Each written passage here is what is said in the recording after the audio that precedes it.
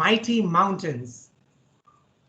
In other words, even the seemingly impossible challenges can be overcome if and only if terms and conditions apply, if and only if we are able to manage our state of mind in what is known as Paramananda.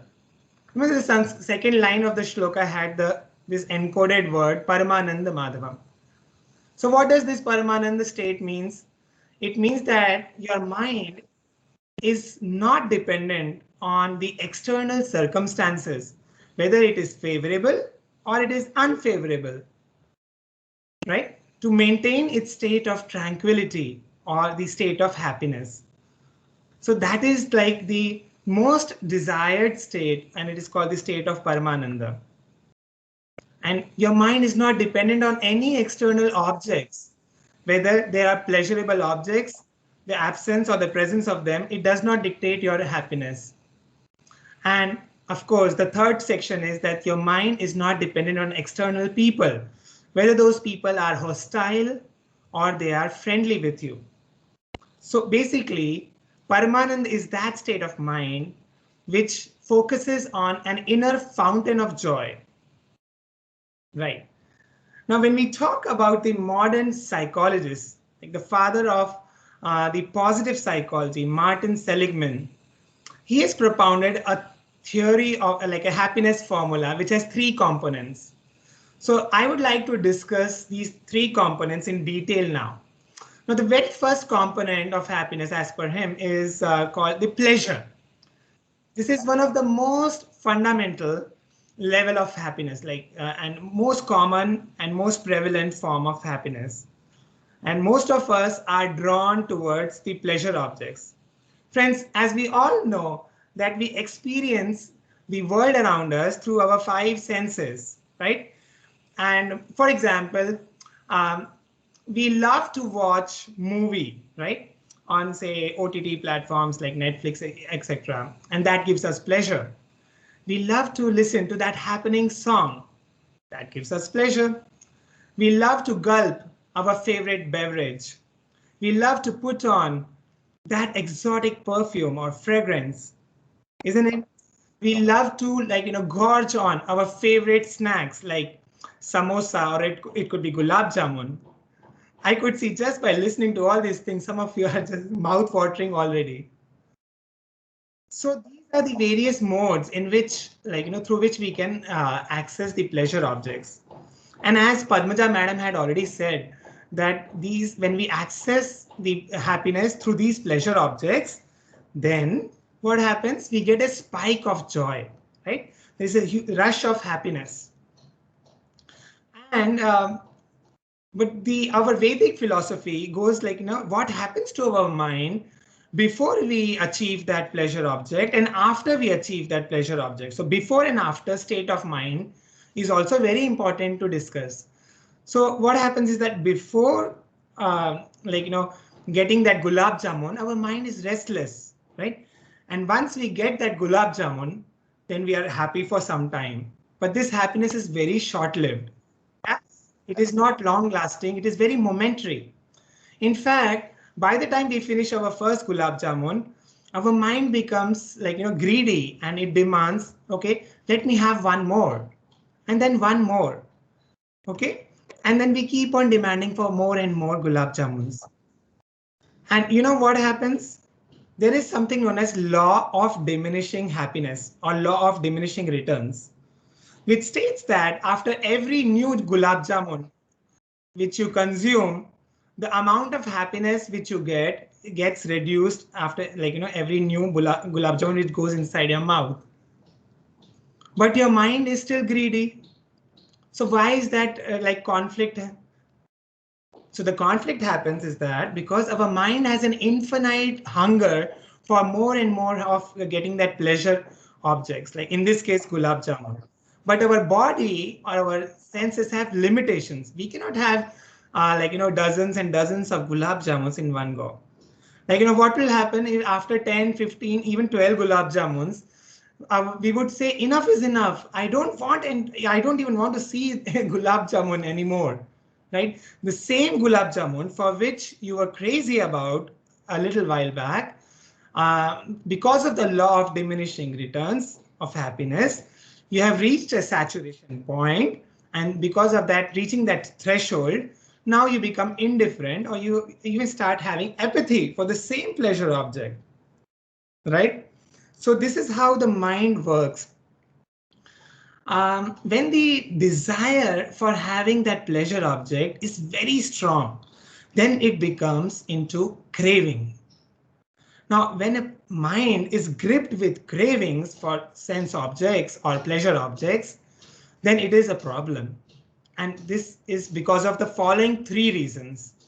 Number one, a mind which is caught up in a trap of various cravings, such a mind clouds over the intelligence, or it overshadows the intelligence, I should say. For example, suppose you visit a birthday party of your neighbor and you are offered a mango milkshake and you see that there are ice cubes floating on it, right? Now your intellect or your intelligence raises a flag and it tells you, no, no, don't have it, because you're a part of the music band and you have to perform, you have to sing a song tomorrow, you have a musical performance in your, like, say, annual function. So don't have this. But guess what the mind will do? So there is a conflict. The mind says, no, no, no, no, no, nothing will happen. See, everyone is having that mango milkshake. Okay, this appears so yummy. Nothing will happen if I take just one glass. So there is a conflict between mind and intelligence. And most of the time, if our mind is untrained, then the mind wins. And we have that glass of chilled mango milkshake. And guess what? We may end up having a sore throat next morning, right? So this is the first drawback of having cravings, that, your mind overcomes your intelligence. The second problem with the cravings is that if, during the experience of having that pleasure object, if it is blocked or that pleasure experience is denied abruptly in between by someone, then you become very angry, or you become very upset. If the opportunity of having that pleasure is denied to you by someone, you become very rude to that person. Your pleasure starts becoming a pain for others, and you don't care about that. This is what we know as becoming insensitive. For example, suppose you have a craving to watch cricket matches on television with your friends in your home. Now, what happens is that on a particular day, that India versus Pakistan match is going on, for example, right? And you are watching it, making a lot of noise and enjoying, but your grandmother is having severe headache on that day. So she comes into the room, knocks the door, and requests you, can you please consider reducing the volume? And then you are very irritated and annoyed, and then you just stare at her, and then just to please her, you reduce the volume a little bit. And then she goes away, and then after some time, because of your craving trap, you feel that you're not able to enjoy the match with the low volume. You want, because you have habituated your mind, to that enjoyment means loud. And then what happens? Then after some time, you increase the volume again, right? So you become insensitive to your own grandmother at that time. So this happens, right? So these are the various problems about the craving. The third problem is that, when you have a very strong craving, in order to get that particular pleasure object, you devise various strategies. You start emotionally blackmailing your own parents. And you say that if you love me, you tell your mom that, oh, if you love me, my mom, whenever we go out, you would always get me a piece of cake or my favorite pastry. Okay, you start becoming adamant and stubborn. These are all the symptoms of a mind which is caught up with cravings.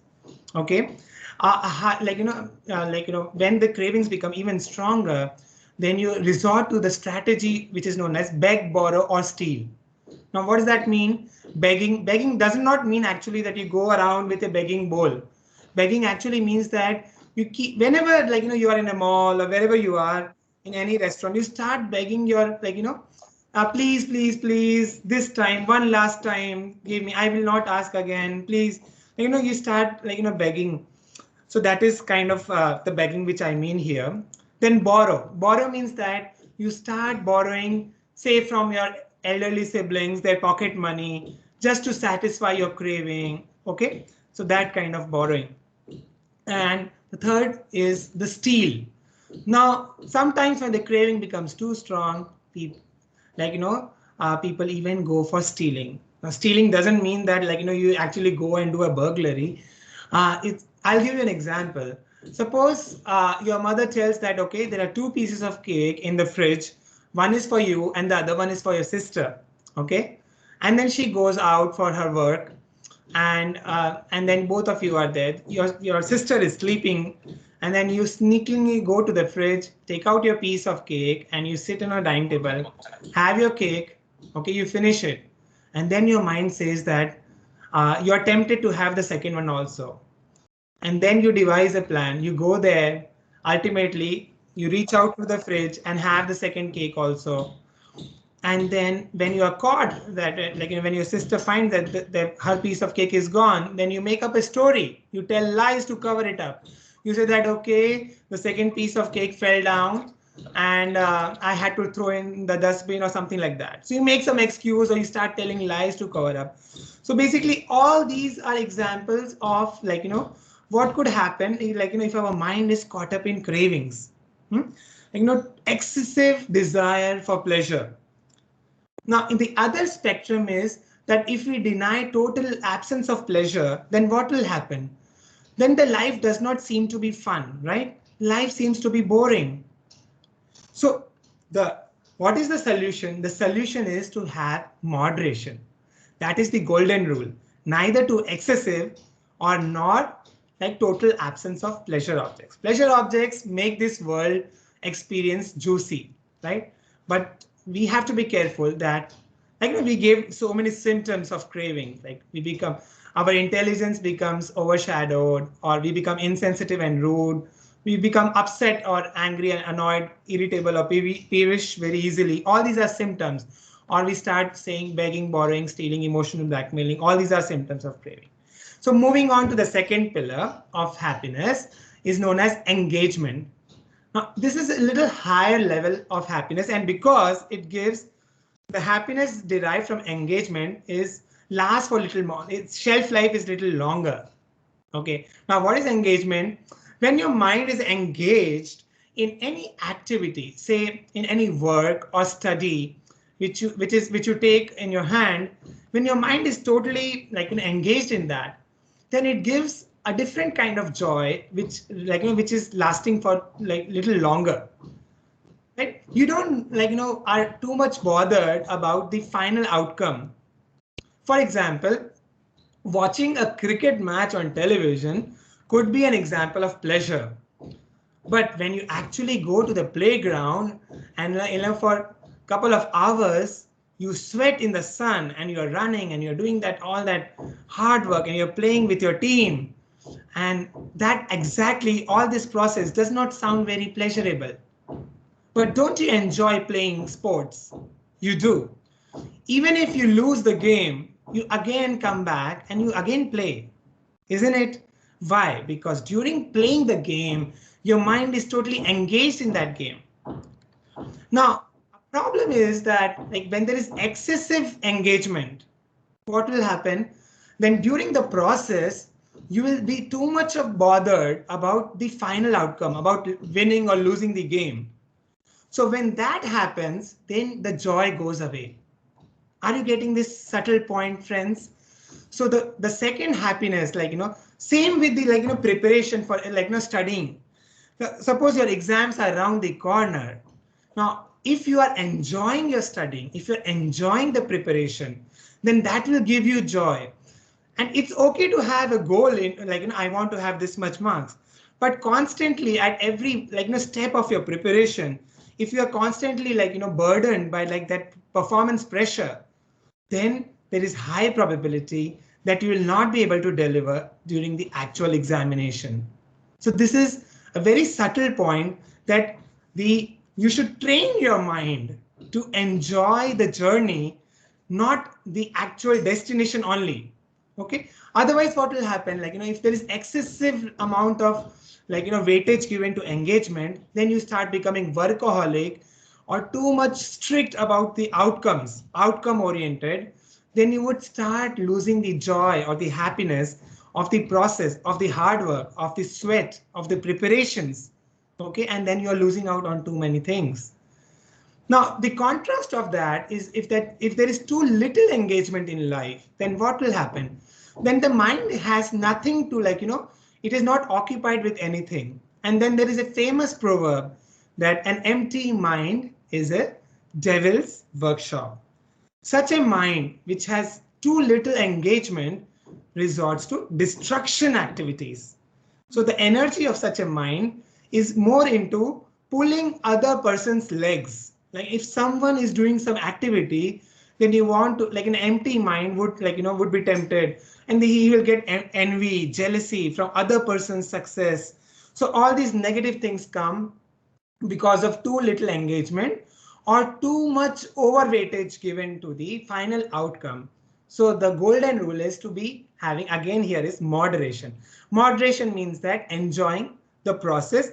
You can still have a goal, you can still have a planning, but at every step of playing the game, do not be burdened about the final outcome. Otherwise you will miss the bus of the happiness. Moving on to the third pillar.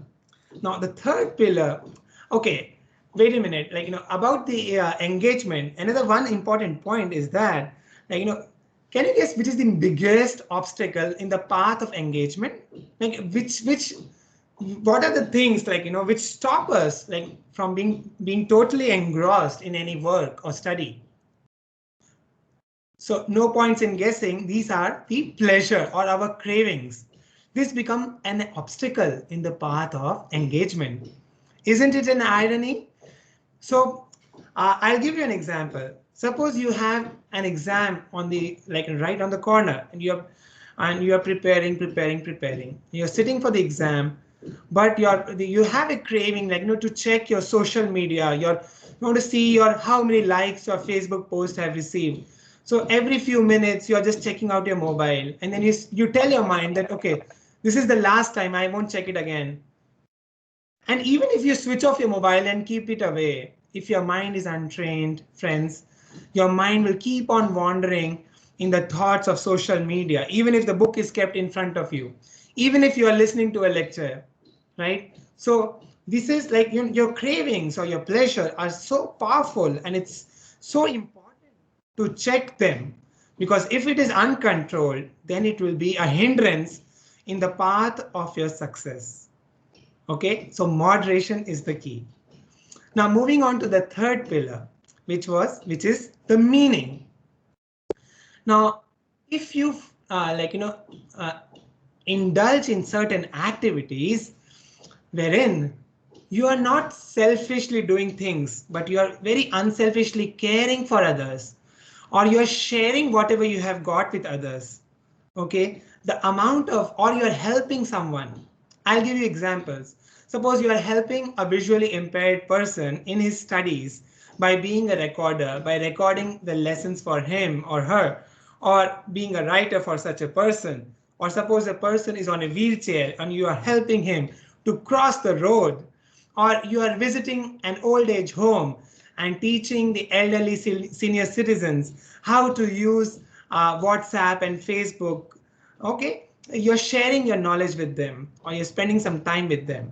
Okay, or you make a gang of your friends, and every weekend or at least once a month you visit nearby slums and you distribute cakes or sweets with them. All these are examples of going beyond your limited narrow circle, and the amount of happiness which you get in giving back to people is incomparable.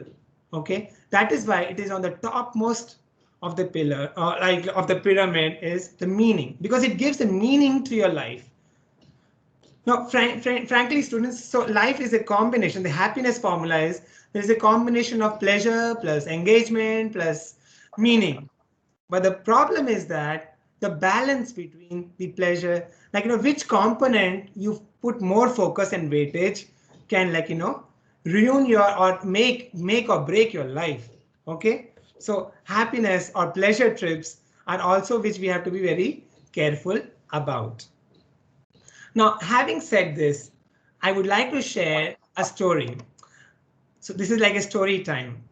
So once upon a time, there lived a young boy who was thrown out of his kindergarten because of his incessant crying. Okay, his mother then decided to homeschool him for a few years. And this boy turned out to be consistently good in his academics. In his grade 10th, he scored 100 out of 100 in his science subject.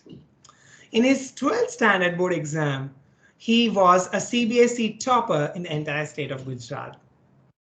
He got admission in in engineering in information technology branch, and in each semester he was securing merit positions. Throughout his engineering undergraduation, he was bestowed with one of the most prestigious Dhirubhai Ambani undergraduate merit-based scholarship. During campus placements, he was recruited by very reputed corporate MNC called Tata Consultancy Services. He continued his winning streak for more than 8 years, winning multiple awards by his employer for his outstanding overall performance. So all this is very airy-fairy, isn't it? But the director is sitting up there, the director of this movie wanted to probably put some ups and downs in the life so that the movie becomes a blockbuster. So one fateful night, as this young man was coming out of the washroom, he collapsed. He was not able to get up on his feet. Now he was taken to the bed. Next morning, he was not able to get up from the bed, as if his legs had no power. Neurosurgeons were called in. They confirmed severe paralysis. Scans revealed that there were tumors in his entire spine. But this was not all. A bigger shock was coming his way to smash him.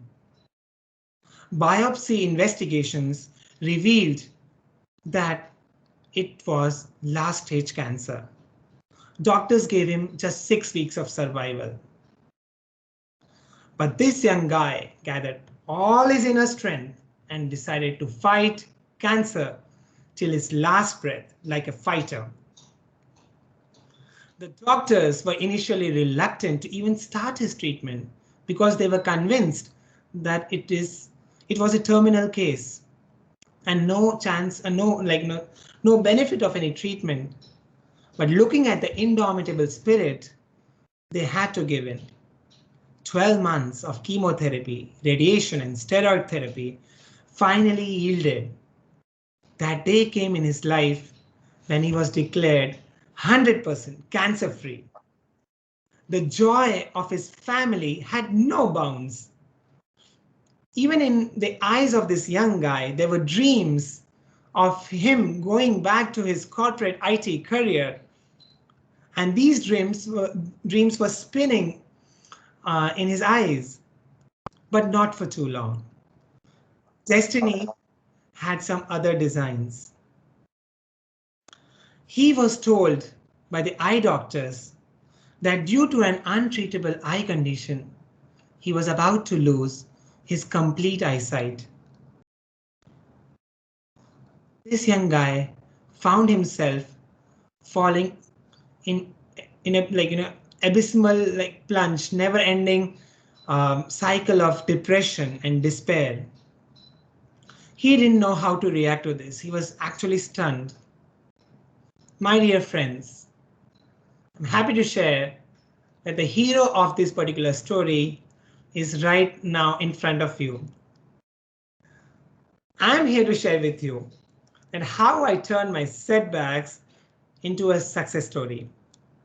How did there was a metamorphosis between from a corporate IT career to someone who became the first 100% visually impaired officer of RBI Gujarat.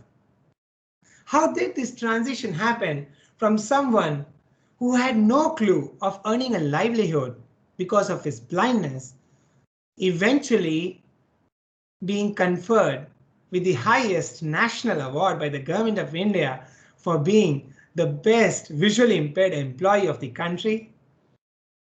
So I'm going to share with you my secret formula of happiness, which helped me in every of my ups and downs of my life. And this mantra, I call it as ABCD. Now the letter A stands for attitude.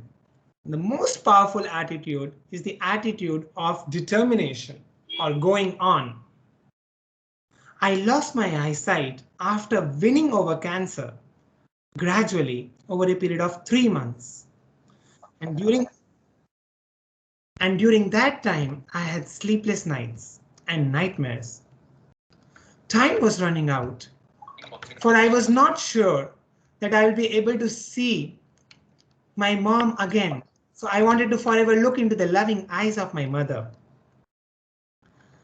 I was horrified that I will be not able to see how beautiful my nephew and nieces grow up to be.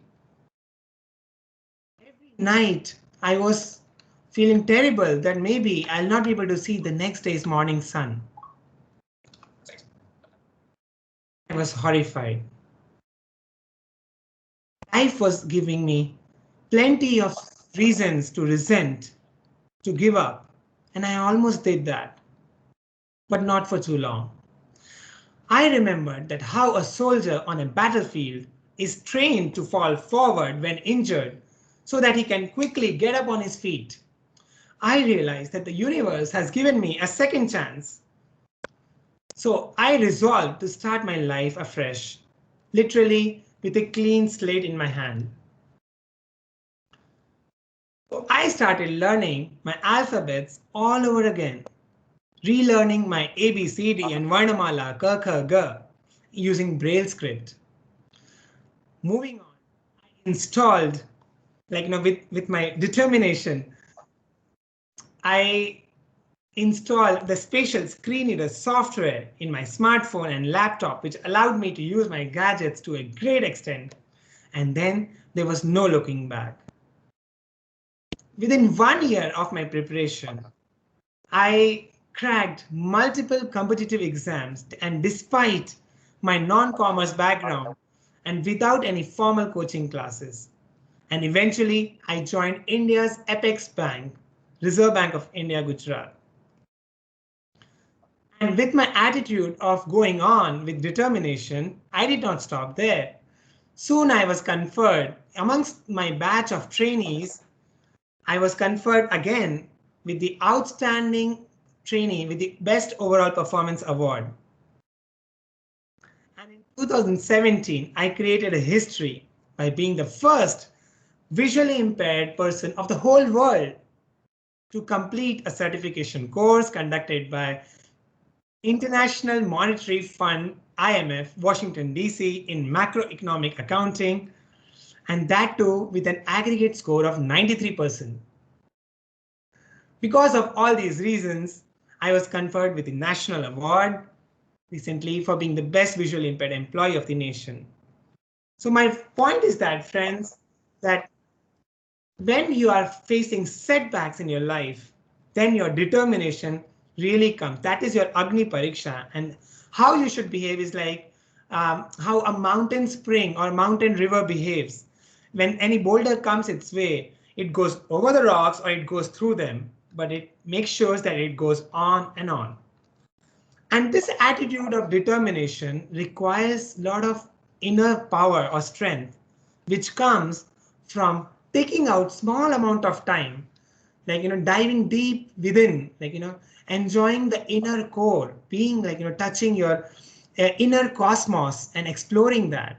Friends, just like we have an external world which we can see from our pair of eyes, same way there is an inner world which we can experience through our inner eyes. and that we can experience every day. We should do it, like spare about like 30 minutes or so is enough.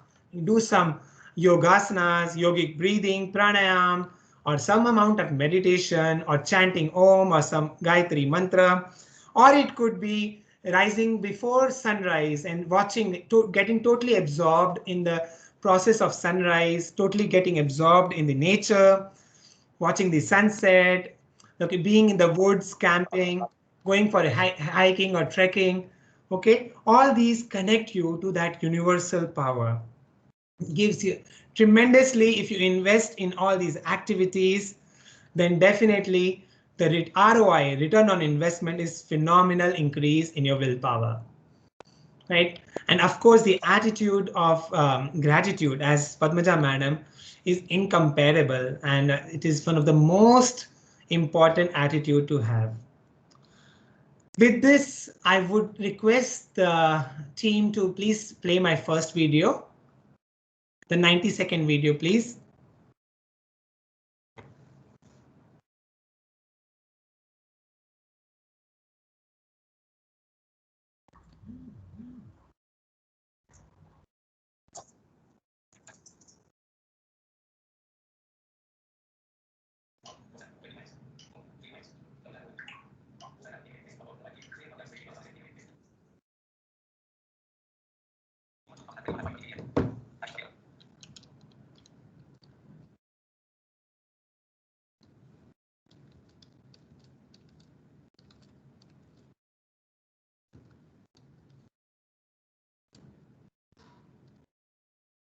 Not able to play the video?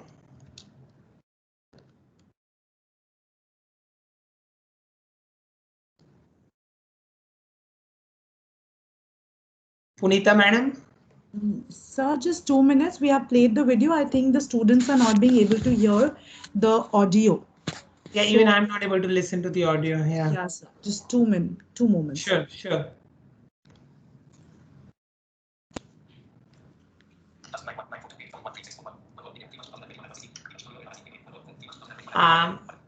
Padmaja madam, if you can just mute me for 1 minute. Sir, if we mute you again, I Okay, sure okay, I got it. Okay, let it be like that. Yeah. Namaste, this is Bhupendra Tripathi and I belong to the incredible India. 5 years ago, my life was shaken by a tempest. I was down with severe paralysis. Scans revealed that I had last stage cancer. Doctors gave me just 6 weeks of survival. But with the support of the Iron Lady of my life, my mom, I gathered all my inner strength and decided to fight till my last breath. After 13 months of relentless struggle, there I was standing victorious in my twin battles against cancer and paralysis. But probably destiny wanted to test my resilience even more. Within a few months, I lost my complete vision in both my eyes. The lights from my eyes were ruthlessly taken away, but surely not the bunch of my dreams. I now have a cherished dream to undertake an extremely challenging 32 miles circumambulatory path around the sacred Mount Kailash, tucked in the Trans-Himalayan range. It is located in the Mount Roof of the World, or the Tibet. This 19,600 feet high altitude trek involves rugged terrain, inclement weather, and demands an unprecedented level of physical endurance, mental stamina, and team building.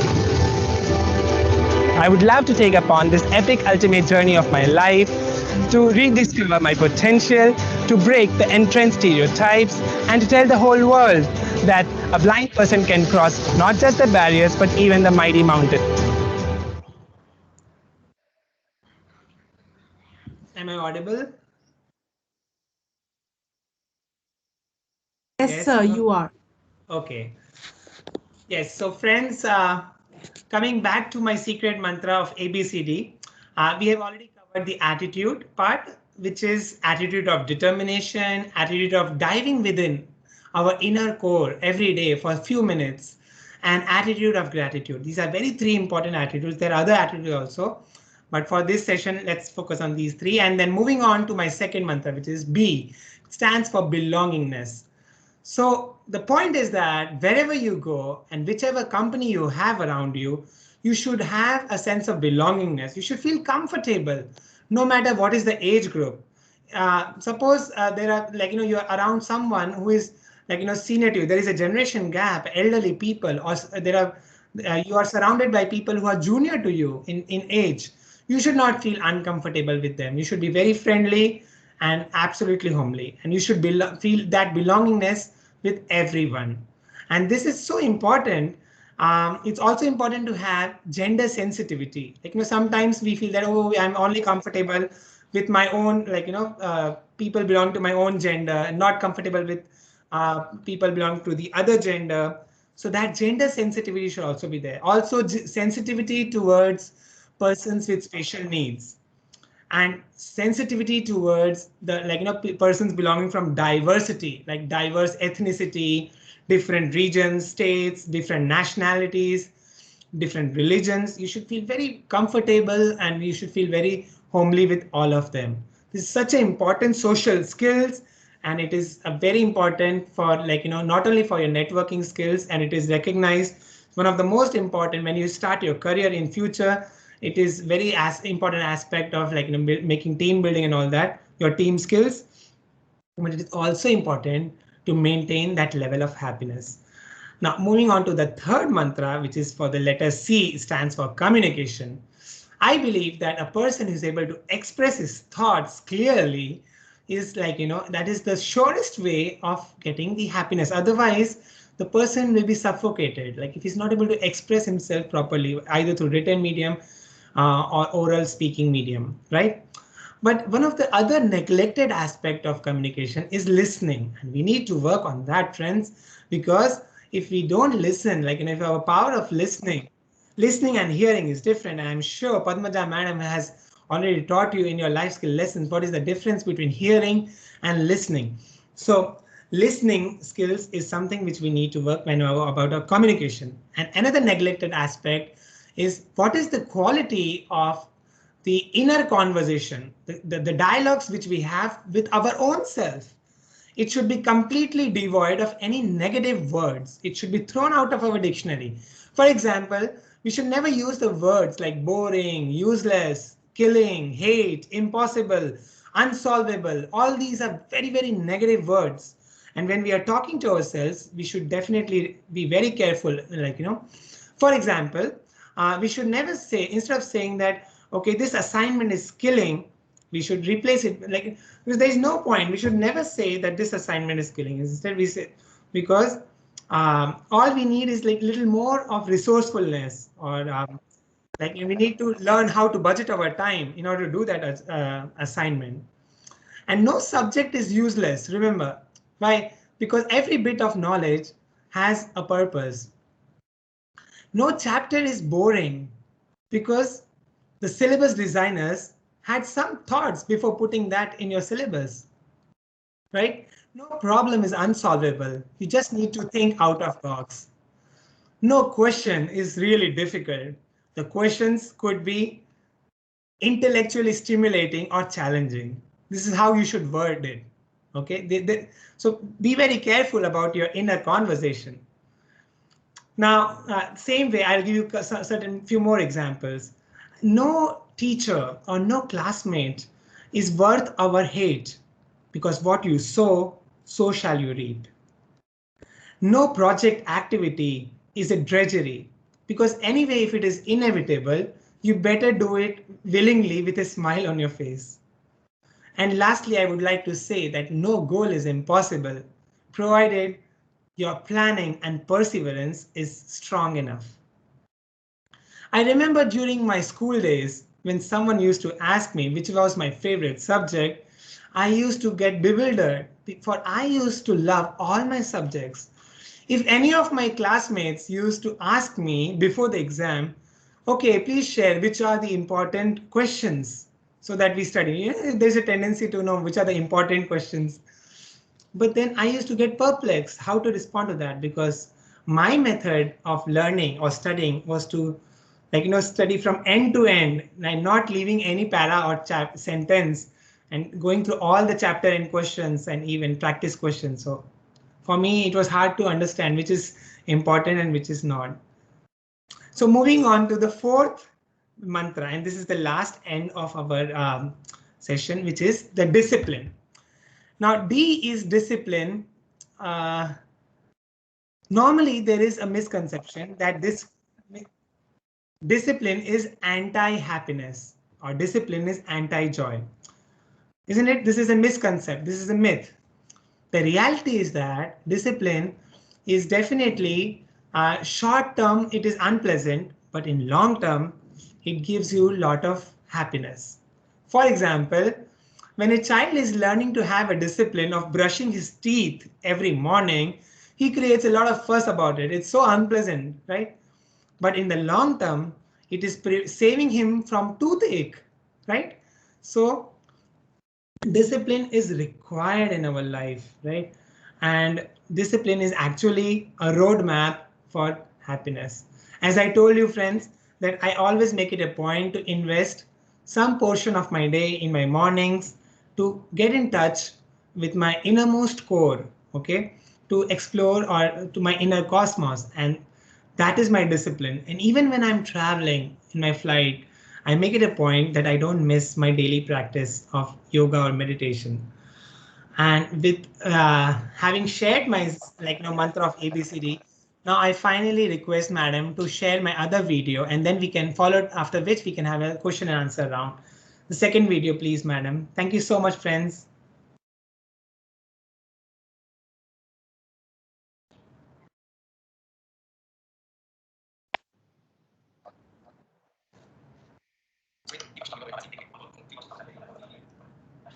और आइए अब आपको मिलवाते हैं एक ऐसी प्रेरणादायक शख्सियत से जो आपको भी सोचने पर मजबूर कर देंगे। निखिल, कई बार ऐसे मौके आते हैं जिंदगी में कि आपकी रफ्तार थोड़ी धीमी हो जाती है, आप थोड़े हताश हो जाते हैं, और उस समय आपकी आंतरिक शक्ति, कह सकते हैं inner strength, keeps you going. बिल्कुल, और निराशा से उबर कर जिंदगी में जीत हासिल करना ही असली इंसानियत है, यही विजेता का असली चरित्र है। और एक ऐसा ही चरित्र दिखाया है भूपेंद्र त्रिपाठी ने। आप इनकी कहानी देखिए और इनसे प्रेरित होइए। ये हैं गुजरात के गांधीनगर के रहने वाले 37 साल के भूपेंद्र त्रिपाठी, जो आरबीआई में मैनेजर हैं। लेकिन ये जगह पाना उनके लिए इतना आसान नहीं था। बचपन से ही पढ़ाई लिखाई में तेज रहे भूपेंद्र पहले एक प्राइवेट कंपनी में अच्छी नौकरी कर रहे थे कि एक दिन अचानक उन्हें पता चला कि उन्हें कैंसर है। इसी दौरान पैरालिसिस ने भी उन्हें घेर लिया और वो आंशिक पक्षाघात का शिकार हो गए। जिंदगी थम सी गई। नॉट ओनली कैंसर, ये पूरा पैरालिसिस जो ग्रेड 4 का था, ये पैर की अंगुली भी नहीं हिला पाते थे। आज ये दौड़ते हैं। अरावली हिल्स में ये ट्रैकिंग है, इतना कठिन है ट्रैकिंग 6.5 किलोमीटर का, उसमें पहले ब्लाइंड पर्सन है जो सक्सेसफुली की है। कैंसर से हार नहीं मानते हुए उन्होंने इलाज शुरू किया और उसके बाद धीरे धीरे पैरालिसिस को मात दी। लेकिन इस सब के बीच भूपेंद्र ने अपनी आंखों की रोशनी खो दी। हिम्मत से हर मुश्किल का सामना कर रहे भूपेंद्र के सामने अंधेरा था, लेकिन फिर भी घुटने ना टेकते हुए उन्होंने ब्रेल सीखना शुरू किया और एक नए सफर के लिए निकल पड़े। मुझे कहते हुए खुशी होती है कि 3 साल का म्यूजिक का कोर्स उन्होंने केवल 8 महीने में पूरा किया, और जो ब्रेल मैं खुद सीखा था 6 महीने में, वो उन्होंने 1.5 महीने में पूरा कर दिया। भूपेंद्र ने इंटरनेट की मदद से कई किताबें पढ़ी और गवर्नमेंट की परीक्षाएं दी। वे सभी परीक्षाओं में उत्तीर्ण हुए। मुझसे बोलता था कि दीदी आप मेरे हाथ पे वो बनाओ, उसका ग्राफ बनाओ, मुझे समझ में आ जाए, क्योंकि मैं खुद समझ नहीं पाती थी कि मैं उसको ग्राफ कैसे समझाऊं। तो उसने मुझे, फिर मैं उसके हाथ पे ग्राफ ड्रॉ करती थी, फिर पूरा समझाती थी। Then he used to understand. आज भूपेंद्र ने न केवल जीवन में एक मुकाम हासिल किया है, बल्कि कई जगहों पर मोटिवेशनल टॉक भी देते हैं। भूपेंद्र नियमित योग करते हैं, एडवेंचर ट्रिप्स और ट्रैक्स पर जाते हैं। उन्होंने कई पुरस्कार जीते हैं। इन्होंने बोला एक्सक्यूज मी, यहाँ पे पेशेंट कौन है? तो बोले कि आप, और कौन? बोले नहीं नहीं, मैं पेशेंट नहीं हूँ, मैं फाइटर हूँ, मैं कैंसर से लड़ रहा हूँ। आप मुझे हीरो बोल सकते हैं, मास्टर बोल सकते हैं, फाइटर बोल सकते हैं, चैंप बोल सकते हैं, लेकिन पेशेंट नहीं बोल सकते। इनका कभी हार ना मानने का ये जज्बा हमें प्रेरणा देता है कि कोई भी मंजिल दूर नहीं होती और कोई भी कठिनाई इतनी बड़ी नहीं होती जिस पर विजय ना पाई जा सके। गुड न्यूज इंडिया के लिए गांधीनगर से मेघना देव की report, DD news.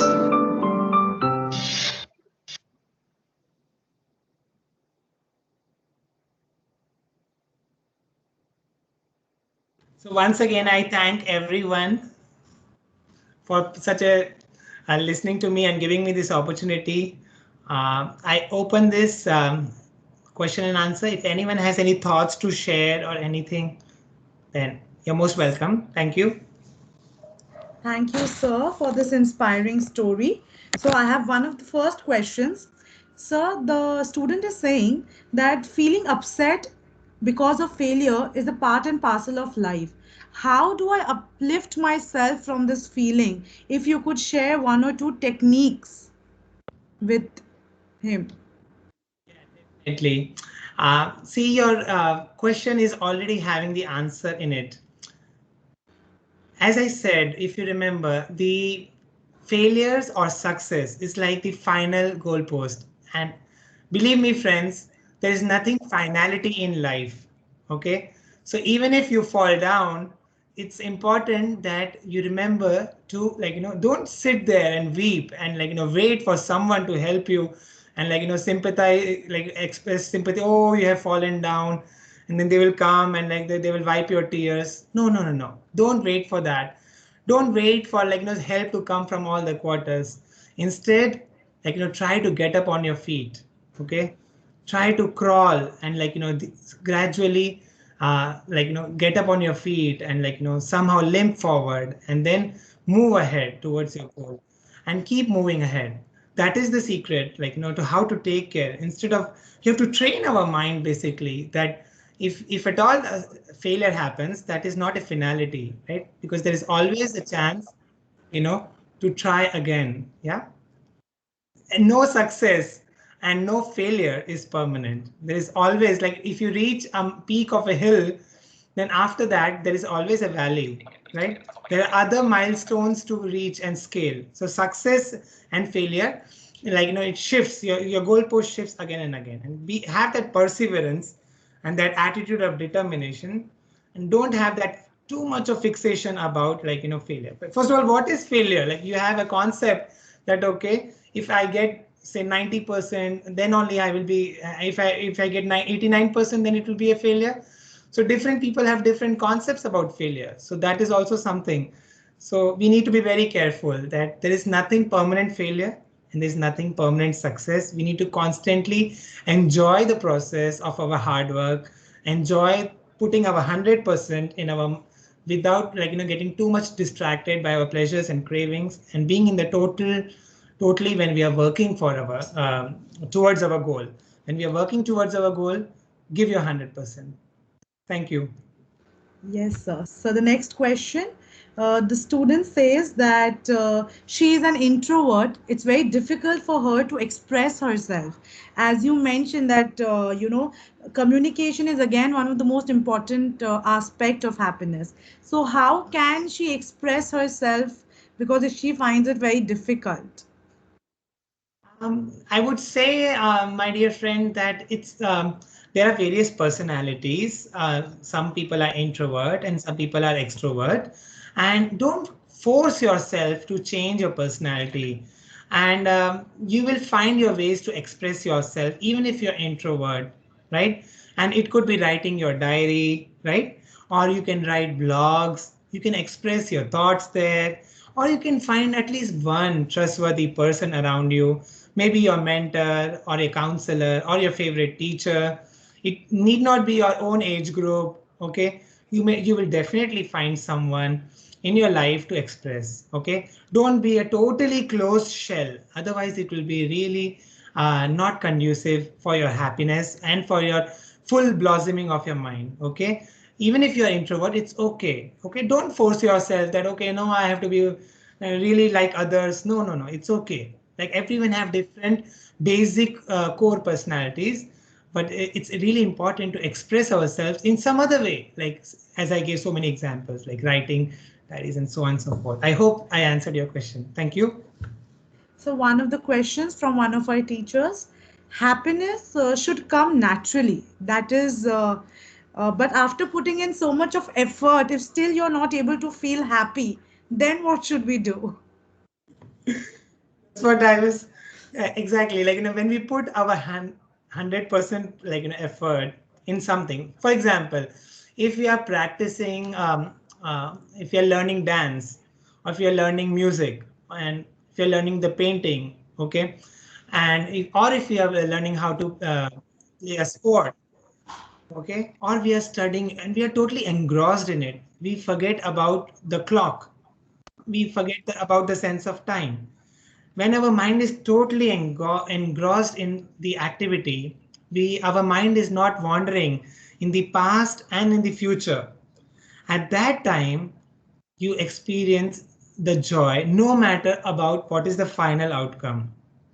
That joy will not be taken away. This is because you have to train your mind to that. You enjoy the journey, not the destination alone. Okay, you have to train your mind about doing that. Okay, so even if you, like, so-called final outcome is below your expectation, still you will not be crestfallen because you have given your 100%. Now, contrast to that is like what happens is that if you are, suppose you are preparing, and during the preparation stage, constantly you are burdened by that performance pressure. What will happen? What will be my final output? Whether I will be able, whether I will get 100 out of 100 or not. Like, if throughout every step of your preparation, if you're constantly burdened by this, the final outcome, then you will not be able to prepare fully. Your mind is not totally there. Your mind is either in the future or in the past, right? So neither you will enjoy the preparation nor the output. There are high chances that the output is also not that, what you have expected. So there is a lot of probability. So it's better to, give your 100% while doing your work. Have a goal, prepare a plan, and execute that plan.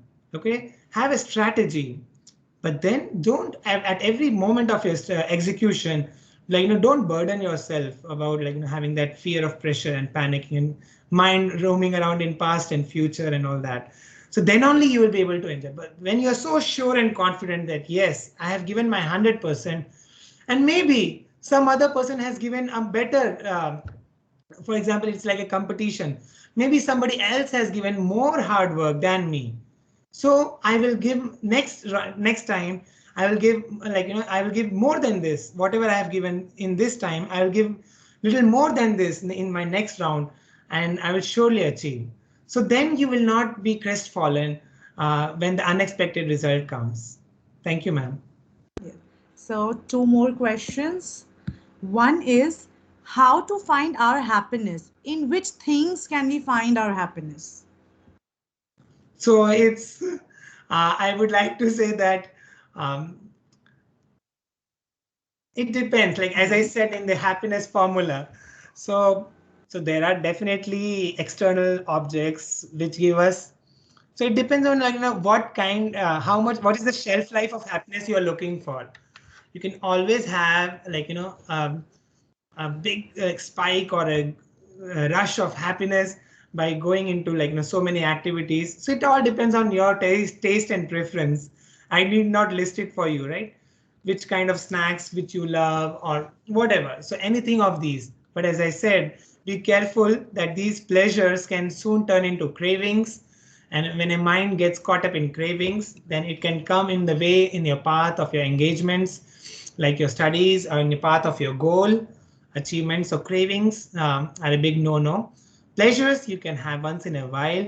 You should definitely have little component like a salt in your food. Okay, without salt, the food will become very bland, right? So just like that much proportion, you can have the pleasure activities of daily. And engagement, like as I said, giving your 100%. Say you're listening right now. So if you're totally listening to me, okay, without getting distracted here and there, then that is known as engagement. Engaging your mind totally in something. So, and the best thing is like to give people happiness. See, all our life, we think that our life is about receiving, taking, receiving things from our parents, from our elders, from our siblings, receiving things from our teachers, the gift of knowledge, receiving things from our society and nation. Okay. Every now and then we should remind that our life is also has a larger meaning to give back to our parents, give back to our families, to our society, to our nation, to our teachers. Okay, we should give them reasons to be happy. Forget about your own happiness. Give others a reason to be happy because of you. You should be a source of happiness for others. And that is the secret of having the everlasting, the permanent, long lasting, some happiness which never dwindles away, right? Giving meaning to your life. Thank you. So, one last question. What is your special message of inspiration on happiness? So as I said, like, life should be taken as a game. Okay, don't consider your life as a battle or a war or something. Okay, whenever setbacks come, anything comes, okay, give your 100%. Okay, but don't be, even if you fall, even after giving your 100%, okay, don't let your inner happiness go away. Don't let any external situation or any external person or any absence of any pleasure object, like, you know, they should not be able to have, don't give your remote, I should say in one line, if I have to express this thing, is that don't give the remote control of your happiness to anybody else. Okay, they push a button and then your happiness is gone. No, that should not happen. Thank you. Thank you, everyone. Jai Okay. Hind and Vande Mataram. With this, I would conclude this session. I would like to thank our webinar speaker, Mr. Tripathi, for enlightening us with his knowledge. It gave deep insights into how little things in our life can give us deep seated happiness. It is admirable how you turned your failures into victories, sir. I would like to thank you for taking time out from your busy schedule and motivating our students with your valuable life experiences. I would also like to thank our principal, Ms. Sharmishta Sinha, for giving us the permission to organize this webinar and inviting Sir to conduct it. Thank you, students, for joining us. I hope it would motivate you to see the brighter side of life.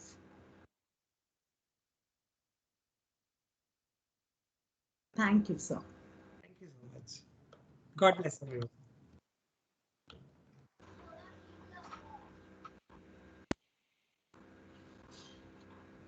Can I make one last message to everyone?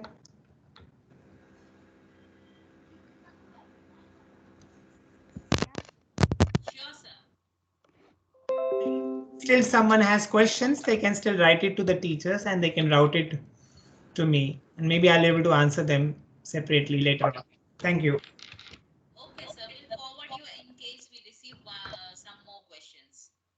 Okay. Punita ma'am, you are not audible. Can I leave the meeting now, madam? Can I leave the meeting, madam?